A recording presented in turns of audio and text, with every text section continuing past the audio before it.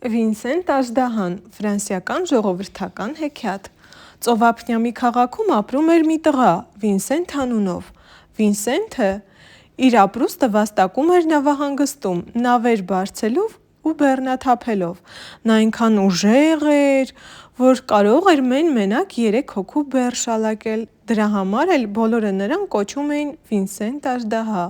Մեղմ, ուրախ բնավորություն ուներ Վինսենտ Աժդահան, սակայն միամիտ էր, այնքան միամիտ, որ հաճախ էր ընկնում ծիծաղելի վիճակների մեջ։ Մի օր Վինսենտի ընկերները նոր խաղ են սարքում բարեսիրտ Աժդահայի գլխին։ Նրանք որոշում են Վինսենտին համոզել, որ նա կարող է անտեսանելի դառնալ և անարգել ելումուտ անել թագավորի ամառային պալատում։ Առավոտյան, երբ Վինսենտ Աժդահան սովորականի պես գնում է նավահանգիստ, տեսնում է ընկերները հավաքվել են մի տղայի շուրջը, որի ձեռքին տոպրակ կար, և տաք-տաք վիճում են և տմբտմբացնում են գլուխները։ Վինսենտին բացատրում են, որ այդ տոպրակի մեջ կախարդական փոշի կա, որը ցանկացած մարդու կարող է դարձնել անտեսանելի։ Եթե ուզում ես, որ քեզ ոչ ոք չտեսնի, տոպրակը դնում ես գրպանդ, գլուխգոնծի ես տալիս և հաշվում ես մինչև 3-ը, 1, 2, 3։ Այսպես են բացատրում միամիտ Վինսենտին, և նա ընկնում է ընկերների թակարդը։ Պատկերացնու՞մ ես, շարունակում են ընկերները, երբ խելքիդ փչի, դու անարգել կարող ես մտնել թագավորի ամառային պալատը, որտեղ ամեն ինչ կա, ինչ սիրտդ ուզի։ Հասկանում եմ, ասում է Վինսենտը, հետո ինչ, եթե ենթադրենք ես ամուսնացա, իմ հարսնացուն ինչպե՞ս է տեսնելու ինձ, կամ էլ ես ինչպե՞ս իմանամ, նա ինձ հավանում է, թե չէ։ Չէ, չեմ ուզում միշտ անտեսանելի լինել։ Էհ, Վինսենտ, ինչ միամիտ տղա ես, ասում է ընկերներից մեկը, եթե ուզում ես, որ քեզ նորից տեսնել, հիմա էլ սկսում ես հակառակ կողմից հաշվել 3, 2, 1, հետո գլուխկոնծի ես տալիս և նորից դառնում ես տեսանելի։ Իսկ եթե ձեզնից որևէ մեկը արդեն փորձել է դառնալ անտեսանելի, հարցնում է Վինսենտը։ Ոչ, պատասխանում է ընկերը։ Գիտես, Վինսենտ, ճիշտն ասած, մենք բոլորս էլ վախենում ենք։ Պահ, ոգևորվում է Վինսենտը, այ քեզ հետաքրքիր մարդիկ, դե լավ, ես կփորձեմ։ Վինսենտը վերցնում է տոպրակը, որի մեջ սովորական ավազ էր լցված, և դնում է գրպանը, հետո գլուխգոնծի է տալիս և հաշվում 1, 2, 3։ Վինսենտ, Վինսենտ, կանչում են ընկերները, Վինսենտ, որտե՞ղ ես։ Վինսենտն անհետացավ, Վինսենտն անհետացավ։ Հա էլի, իսկապես, որ փոշին կախարդական էր։ Նրանք ծիծաղը հազիվ են զսպում, իսկ Վինսենտը, ինքն էլ իրենից գոհ, ժպտում էր։ Հիմա ինձ ոչ ոք չի տեսնում, մտքում ասում է նա, ուրեմն առաջ, դեպի թագավորի պալատը, ասում է ու ճանապարհ է ընկնում։ Գնում, քաղաքից դուրս է գալիս։ Թագավորի պալատը գտնվում էր մի բլրի գագաթին։ Պահակները տեսնում են, որ աստիճանով մի երիտասարդ է բարձրանում։ Նա այնպես վստահ ու համարձակ էր մոտենում, որ պահակները կարծում են, թե կամ փականագործ է, կամ հյուսն, կամ էլ ապակեգործի աշակերտ, որին կանչել են սնդուկ վերանորոգելու կամ պատուհանների ջարդված ապակիները փոխելու։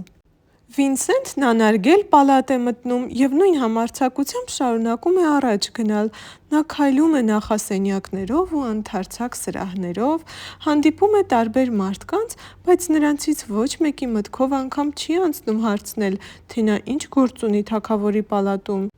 Վինսենտը քայլում էր ու զարմացած նայում էր պատերին փակցված ոսկեզօծ զարդաքանդակներին, պատկերազարդ գորգերին, նախշերով կահույքին, հախճապակյա ջահերին։ Վինսենտը նայում էր և հիանում այդ ամենով։ Ինչ լավ է, երբ մարդ անտեսանելի է, մտածում էր նա, եթե իմանայի, որ փայլփլուն մազեր ունեցող այս սպասավորներն ինձ տեսնում են, ես չէի կարողանա այսպես համարձակ ման գալ թագավորի պալատում, որովհետև նրանք կծիծաղեին ու ինձ դուրս կանեին այստեղից։ Այսպես մտածելով, Վինսենտը մի սենյակից մյուսն է անցնում, մինչև հասնում է թագավորի աղջկա սենյակը։ Նա տեսնում է բազմոցին մի աղջիկ է պառկել և հանգուր-հանգուր լաց է լինում։ Քանի որ Վինսենթը բարի էր և փխրուն սիրտ ուներ, այդ գեղեցիկ էակի վիշտը նրան շատ է հուզում: Որպեսզի տեսանելի դառնա, նա շշուկով հաշվում է 3-2-1, հետո գլուխկոնձի է տալիս և մոտենալով աղջկան հարգանքով խոնարհվում է և հարցնում, թե նա ինչու է լաց լինում: Թագավորի աղջիկն այնքան վշտացած էր, որ նույնիսկ չի էլ զարմանում, թե այդ անծանոթ երիտասարդն ինչ գործ ունի իր սենյակում: Աղջիկը Վինսենթին ասում է, որ իր տխրության պատճառը հարևան երկրի արքայորդին է, որը շատ չար է և տգեղ: Նա խնդրել է իր ձեռքը, բայց աղջիկը չի ուզում նրա կինը դառնալ: «Եթե ես չհամաձայնեմ նրա հետ ամուսնանալ,- շարունակում է թագավորի աղջիկը,- նա զորքը կհավաքի և կհարձակվի մեր պալատի վրա, հորս կսպանի, իսկ ինձ կփախցնի իր երկիրը»: «Դուք չեք ամուսնանա նրա հետ,- վրդովվում է Վինսենտ Աժդահան,- այ դեռ պակաս: «Եթե չամուսնանամ,- ասում է թագավորի աղջիկը,- նա կքանդի պալատը, կկործանի ամբողջ քաղաքը և բոլորին կսպանի»: «Ես թույլ չեմ տա,- նորից բռնկվում է Վինսենտ Աժդահան,- ես գիտեմ, թե ինչ կբերեմ նրա գլխին: Հենց հիմա գնացեք ձեր հոր մոտ և ասեք, որ եթե աշխարհն էլ շուռ գա, դուք այդ անպիտան արքայազնի կինը չեք դառնա: Ես ոչ մի բանից չեմ վախենում, ես կօգնեմ ձեզ»: Արքայադուստրը վազում է հոր մոտ: Խեղճ թագավորը, որի միակ հույսը սրբերն էին մնացել, համաձայնում է դիմել անծանոթ երիտասարդի օգնությանը, որը ասես երկնքից էր իջել: Նա անմիջապես մի սուրհանդակ է ուղարկում հարևան երկրի արքայազնի մոտ: Սուրհանդակը լուր է տանում, թե թագավորի աղջիկը մերժում է նրա ամուսնության առաջարկը, չի ուզում ամուսնանալ նրա հետ: Կարճ ժամանակ անց դղյակի շուրջը շեփորներ են փչում: Դա նշանակում էր, որ կատաղած արքայազնը իր զորքով հարձակվել էր թագավորի երկրի վրա: 1, 2, 3 հաշվում է Վինսենտ Աժդահան և գլուխկոնծի է տալիս: Մեծ երկար սուրը օդում ջոջելով նա հարձակվում է թշնամու զորքի վրա: Համոզված, որ ոչ ոք իրեն չի տեսնում, Վինսենտն այդպես էր մտածում, որ բավական է, թե հարձակվեմ ու մի կողմ կթեքվեմ: Զինվորները խարխափելով կսկսեն ինձ փնտրել, իսկ ես նրանց կհարվածեմ բոլոր կողմերից: Վինսենտն այսպես էր մտածում, քանի որ կարծում էր ինքը անտեսանելի է: Եվ նա այդպես էլ անում է: Քանի որ Վինսենտ Աժդահան շատ ուժեղ էր և ամուր բազուկներ ուներ, և քանի որ ոչ մի բանից չէր վախենում, այնպես է հարձակվում ու հարվածում թշնամու զինվորներին, որ նրանք մեկը մյուսի ետևից թափվում են գետնին: Վինսենթը իր հերոսությամբ օրինակ է ծառայում թագավորի զորքին, որը նույնպես մարտնչում էր խիզախորեն: Շուտով թշնամին մեծ զոհեր տալով նահանջում է, հազիվ փախցնելով գազազած արքայորդուն: Թագավորն անչափ ուրախանում է, գրկում համբուրում Վինսենտ Աժդահանին: «Կեցցես տղաս,- բացականչում է թագավորը,- մի տեսեք ինչ գեղեցիկ ռազմիկ ունենք, անունդ ի՞նչ է»: «Վինսենտ Աժդահա, ձերդ մեծություն, ձեր խոնարհ ծառան»: «Աստված վկա, հրաշալի անուն է,- ասում է թագավորը,- դու երևի ասպետ ես»: «Ոչ, ձերդ մեծություն,- պատասխանում է Վինսենտ Աժդահան,- ես ասպետ չեմ, բայց ես անտեսանելի եմ»: «Այ քեզ բան,- զարմանում է թագավորը և սկսում ոտքից գլուխ զննել Վինսենտին,- իսկ իմ մտքով երբեք չէր անցնի, որ դու անտեսանելի ես: Ոչինչ,- շարունակում է թագավորը,- ինչ ուզում ես եղիր: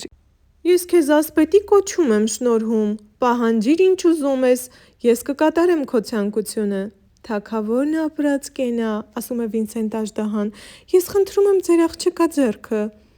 «Օհո,- բացականչում է թագավորը,- դու իսկապես շատ համարձակ մարդ ես: Եթե աղջիկս համաձայն է,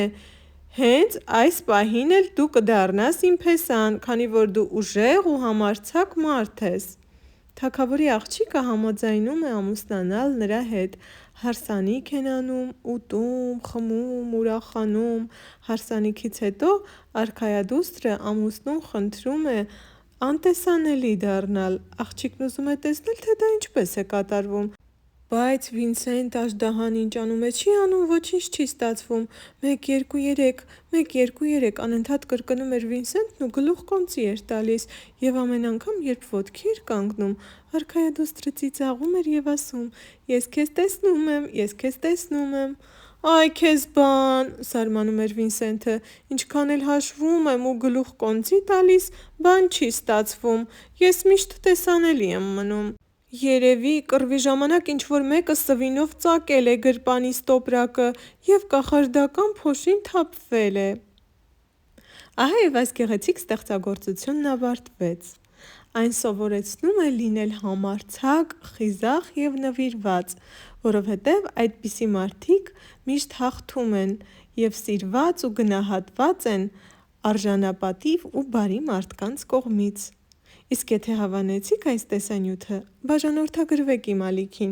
նոր ու հետաքրքիր տեսանյութեր գտնելու համար։